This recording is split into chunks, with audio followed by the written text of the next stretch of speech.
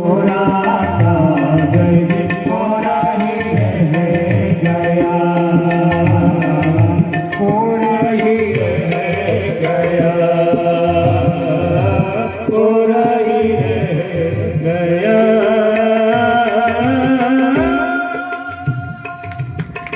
तो मेरा जीवन कोरा, अनंत शास्त्रम बहुलाश्च विद्या, शास्त्र अनंत है, विद्याएं बहुत है। कैसे उस विघ्नापन्न जीवन से हम उन मोतियों को चुन पाएंगे? तब उत्तर यही मिलता है कि जब तक ऐसे सदगुरुओं के चरणों का आश्रय यद भगवत कृपा से मिल जाए, ये भी संभव नहीं है हमारे, ये भी संभव नहीं। पुराण तो कहते हैं भाग्योदयेन बहुजन्म समर्जितेन, कई जन्मों के पुण्यों का उदय होता है तब सत्संग की प्राप्ति होती, कई जन्मों के पुण्य के उदय से। तो इसी अच्छा, तो संतों ने सोचा कि समाज कैसे लाभ ले पाएगा, तो शास्त्रों ने, स्मृतियों ने जीवन के 4 भाग कर दिए। हमारे जीवन में 4 भागों में जीवन को बांट दिया गया ताकि सब लाभान्वित हो सके। वो 4 भाग कौन से? 4 आश्रम है। पहला ब्रह्मचर्य है, दूसरा गृहस्थ आश्रम है, तीसरा वानप्रस्थ है और चौथा सन्यास है। और चारों आश्रमों के करने योग्य 4 काम बताया कि हमें किस आश्रम में क्या करना चाहिए। इतना भी यदि हम समझ लेंगे ना तो शायद रास्ता मिल जाएगा। ये तो नहीं कह सकता कि एक जीवन में मोक्ष पा जाओगे, लेकिन मार्ग यदि मिल गया तो भी एक दिन मंजिल मिल ही जाएगा। तो जो पहला आश्रम है ब्रह्मचर्य आश्रम, उसमें क्या करना चाहिए?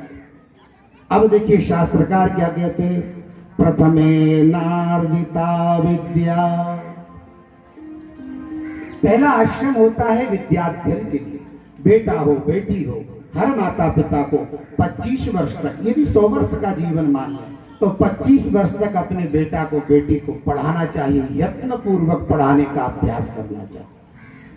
चाणक्य कहते थे माता शत्रु पिता वैरी येन वालो न पाठिता। वो माता शत्रु है और पिता दुश्मन है जिसने अपने बेटे को नहीं पढ़ाया। कहीं अलग से दुश्मन कहां से पाओगे जो अपने बच्चों को नहीं पढ़ा पाते। शास्त्रकार क्या कह रहे हैं, किसी का यदि बेटा बिगड़ जाए तो दूसरों पे दोष मत दो, संगत ने बिगाड़ दिया, इसने बिगाड़ दिया। अब देखिए व्यास भगवान ने लिखा है, दुश्शीलो मातृदोषेण, माता का दोष होगा तब बेटा दुराचारी होता है। ऐसा ऋषियों का मत है।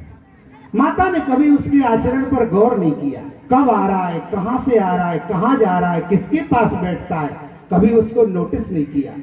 तो दुश्शील मातृदोषेण और पितृदोषेण मूर्खता, माता के दोष से दुराचारी बेटा होता है और पिता के दोष से मूर्ख संतान होती। जिनके बेटे मूर्ख हैं वो पिता की कवि से। दुश्शील मातृदोषेण और पितृदोषेण मूर्खता और कार्पण्यम वंश दोषेण, वंश के दोष से कंजूसी आती व्यक्ति में, दुराचरण मां के कारण आता है, मूर्खता पिता के कारण आती है और कंजूसी वंश के कारण आती है। कार्पण्यम वंश दोषेण आत्मदोषेण दरिद्रता, और गरीबी, कोई कहे मेरा भाग्य खराब है, मुझ पे शनि चल रहे हैं, मैं यूं हूं, पितृदोष है, सब हो सकता है, लेकिन इट्स सेकेंडरी मैटर। सज्जनों, गरीबी व्यक्ति के खुद के कारण से आती, जो निकम्मा है, कमाई नहीं कर सकता, पढ़ाई के समय पढ़ा नहीं, मेहनत करने के समय मेहनत नहीं की, वो व्यक्ति गरीब होता है। आत्मदोषेण दरिद्रता, दरिद्रता में हम खुद जिम्मेदार होते हैं। तो जीवन के 4 आश्रम हैं। प्रथमे नार्जिता विद्या, पहला आश्रम होता है विद्याध्ययन के लिए, अपने बेटे को बेटी को यत्न पूर्वक पढ़ाओ।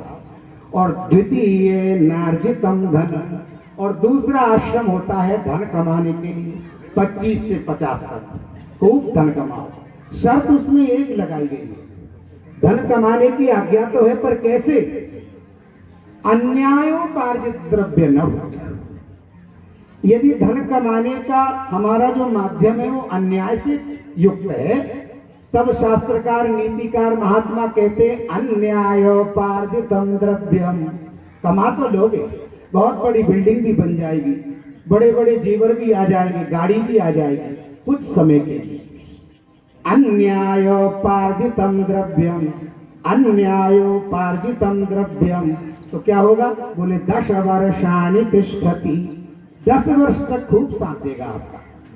और फिर बोले प्राप्ते चैकादशे वर्षे, और 11वीं वर्ष शुरू होगी तो आने वाले 10 वर्षों में, मतलब 11 से 20 साल तक की जो अवधि है उसमें क्या होगा? प्राप्ते चैकादशे वर्षे, और समूलम च विनश्यति, जो बाप दादाओं की कमाई थी उसको भी लेकर के चला जाएगा महाराज जी। तो धन कमाओ 25 से 50 वर्ष तक, लेकिन उसमें ईमानदारी हो, परिश्रम हो, पुरुषार्थ हो, नैतिकता के माध्यम से धन का अर्जन करना चाहिए। दूसरा आश्रम धन कमाने के लिए, अब उसमें आप चुनाव भी लड़ सकते हो, ये भी एक छूट, वो भी एक मार्ग है धन कमाने का, सम्मान कमाने का। तो 25 से 50 तक चुनाव लड़ो, धन कमाओ, व्यापार करो। 50 के बाद वानप्रस्थाश्रम, भजन की ओर जीवन को ले जाइए।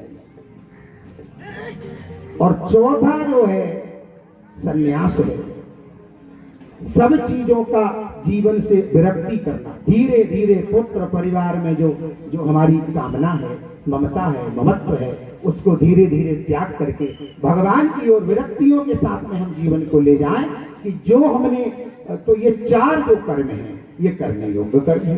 एक एक आश्रम में कितना भी संपत्ति अर्जित कर लो आप, कितनी भी संपत्ति अर्जित कर लो, होता क्या है?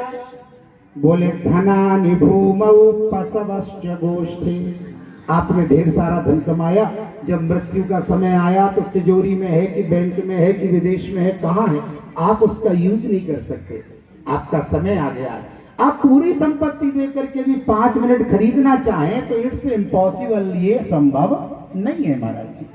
तो धन आपका बहुत अच्छा साथी नहीं है, कुछ चीजों में साथ दे सकता है। धनानि भूमौ पशवश्च गोष्ठी, यदि आपने हाथी, घोड़े, ऊंट इत्यादि एकत्रित किए, बंधे रह जाएंगे। धनानि भूमौ पशवश्च गोष्ठी, नारी गृहे द्वार जन श्मशाने, पत्नी, तीसरा साथी व्यक्ति को रहता है मेरी पत्नी मेरा साथ देगी।